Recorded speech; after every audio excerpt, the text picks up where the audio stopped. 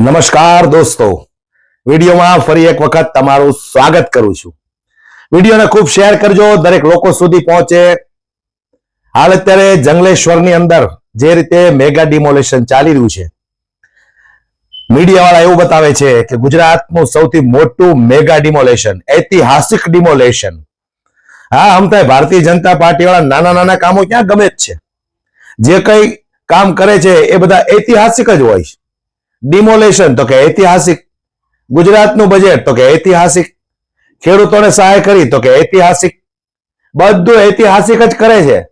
પણ તમારા આ ઐતિહાસિક નિર્ણયની અંદર ગરીબ, મજબૂર, લાચાર અને નાનો માણસ જ પીસાય છે। ક્યારે કોઈ અમીર બિઝનેસમેન રૂપિયાવાળા કેમ નથી પીસાતા? નાના માણસોને હેરાન કરવાના, નાના માણસોને તકલીફ પહોંચાડવાની આજ ભારતીય જનતા પાર્ટીના ઐતિહાસિક નિર્ણયો છે। હું જંગલેશ્વર વિસ્તારના લોકોને કહેવા માંગુ છું કે તમારી સાથે અત્યારે જે બની રહ્યું છે એ ખૂબ જ દુઃખદ છે। અમને એના પ્રત્યે લાગણી છે કે તમે જે લોકોએ ભારતીય જનતા પાર્ટીને ખોબલે ખોબલે વોટ આપ્યા, આજે એ જ ભારતીય જનતા પાર્ટીના શાસનની અંદર રિવરફ્રન્ટ બનાવવા માટે હજારો લોકોને બેઘર કરી નાખ્યા। આપણને ક્યારેક એવું લાગે કે સરકારની અંદર દયા જેવી, માનવતા જેવી કોઈ વસ્તુ નથી। રમજાન મહિનો ચાલે છે, ઘણા બધા મુસ્લિમ પરિવારો પણ ત્યાં રહે છે। રમજાન મહિનો પણ એ લોકોને આ લોકોએ હકેથી કરવા ન દીધો। વિચાર કરો તમે, નાના નાના બાળકો છે, વૃદ્ધ છે, મહિલાઓ છે, વિધવા બહેનો છે, આ બધા ક્યાં જાય? પણ ભારતીય જનતા પાર્ટીને એની કોઈ ચિંતા નથી, કારણ કે ભારતીય જનતા પાર્ટીને તો દર ચૂંટણીએ નરેન્દ્ર સાહેબ આવે અને બે આંગળીઓ આમાં હલાવે અને જે લોકો એ બે આંગળી જોઈ લે છે એને જ વોટ આપે છે। એટલે ફરી એક વખત હું યાદ અપાવી દઉં કે હમણાં થોડા સમયની અંદર કોર્પોરેશનની ચૂંટણીઓ આવે છે, તો જંગલેશ્વરની જનતાને મારે એટલું કહેવું છે કે તમને ઘર વગરના કર્યા છે, તો હવે તમારી અંદર એટલી શરમ તો બચી હોવી જોઈએ કે આવનારા સમયમાં આ લોકોને સત્તા વગરના આપણે કરવા છે। કારણ કે ભારતીય જનતા પાર્ટીએ જ્યારે જ્યારે ઐતિહાસિક નિર્ણયો લીધા છે, ત્યારે મેં કીધું એમ ઐતિહાસિક નિર્ણયોની અંદર ગરીબ જ પીસાય છે, મજબૂર પીસાય છે, ખેડૂતો પીસાય છે। આટલી મોટી જાહેરાત કરી હતી માવઠાને લઈને, દરેક ખેડૂતોને આટલા પૈસા આપીશું, આટલા પૈસા આપીશું, ખાતામાં નાખીશું। આજે પણ ઘણા બધા ખેડૂતો એવા છે કે જેમને પૂરતી સહાય નથી મળી, પરંતુ ભારતીય જનતા પાર્ટીને તો શું છે કે જાહેરાત કરીને વહી જવાનું। આ રડતા કકળતા લોકો જે રીતે અત્યારે મેગા ડિમોલેશન થઈ રહ્યું છે, આપણે જોઈએ ને દોસ્તો, તો આપણા રૂવાડા બેઠા થઈ જાય, આપણા રૂવાડા બેઠા થઈ જાય।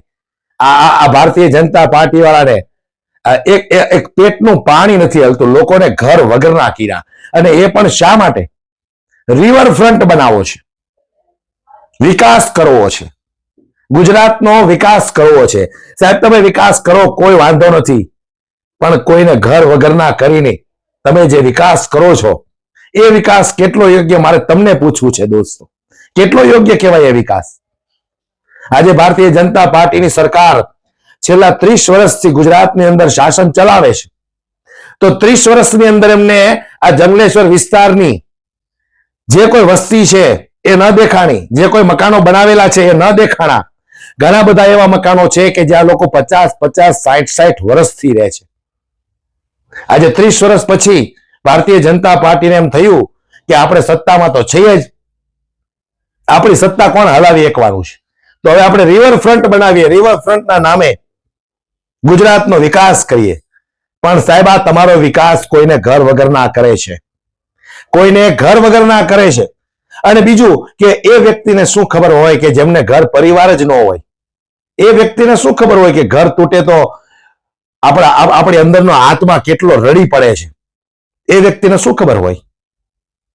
વિકાસના નામે બણગા ફૂંકતી ભારતીય જનતા પાર્ટીની સરકાર નાના માણસોના ઘર પાડી અને વિકાસ કરવા નીકળી પડી છે। ત્યારે હું ગુજરાતની જનતાને કહેવા માંગુ છું કે જોઈ વિચારીને વોટ કરજો। આવી ઘટનાઓ, આવી તકલીફો ઘણી બધી જગ્યાએ છે।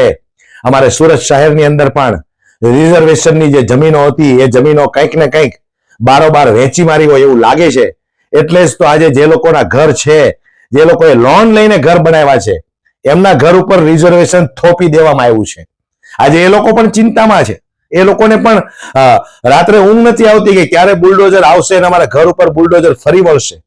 આ ભારતીય જનતા પાર્ટીને વોટ આપવાના પરિણામો છે. વર્ષોથી અમે લોકો રાડો પાડીને કહીએ છીએ કે ભારતીય જનતા પાર્ટીની સરકાર અમીરોની સરકાર છે. ગરીબો પ્રત્યે એમને 1% પણ લાગણી નથી. અરે આ એ નેતાઓ છે કે ગરીબોની પાસે ઉભા રહીને કોઈ દિવસ ફોટા પણ ન પડાવે. કોઈ દિવસ ફોટા પણ ન પડાવે. આ એ ભારતીય જનતા પાર્ટીના નેતાઓ છે. માટે જાગૃત તમારે બનવાનું છે દોસ્તો. અમે તો વર્ષોથી તમને લોકોને જાગૃત કરતા આવ્યા છીએ. આગળ પણ તમને જાગૃત કરીશું કે ભૂલો, હવે કમળનું બટન ભૂલો. કારણ કે ગરીબ, મજબૂર, લાચાર, બેબસ ખેડૂતો માટે કમળ છે જ નહીં. તો પછી શા માટે તમે દોડીને કમળના બટન દબાવો છો? આજે જંગલેશ્વરની અંદર 100 જેટલા જીસીબી, 300 જેટલા આર્મીના જવાનો, પોલીસના કાફલા વચ્ચે આ મેગા ડિમોલેશન, જેને ભારતીય જનતા પાર્ટીની સરકાર ઐતિહાસિક ડિમોલેશન ગણાવે છે, એ મેગા ડિમોલેશન કરવામાં આવ્યું છે અને કેટલા લોકો રજળતા થઈ ગયા છે. જોઈએ ને દોસ્તો તો ખરેખર આપણી આતડી આમ કકળી ઉઠે. કારણ કે આપણા ઘરની બારીનો કોઈ કાચ તોડી નાખ્યો હોય ને તો આપણને તકલીફ થાય. અહીંયા તો લોકો 50 વર્ષોથી રહે છે.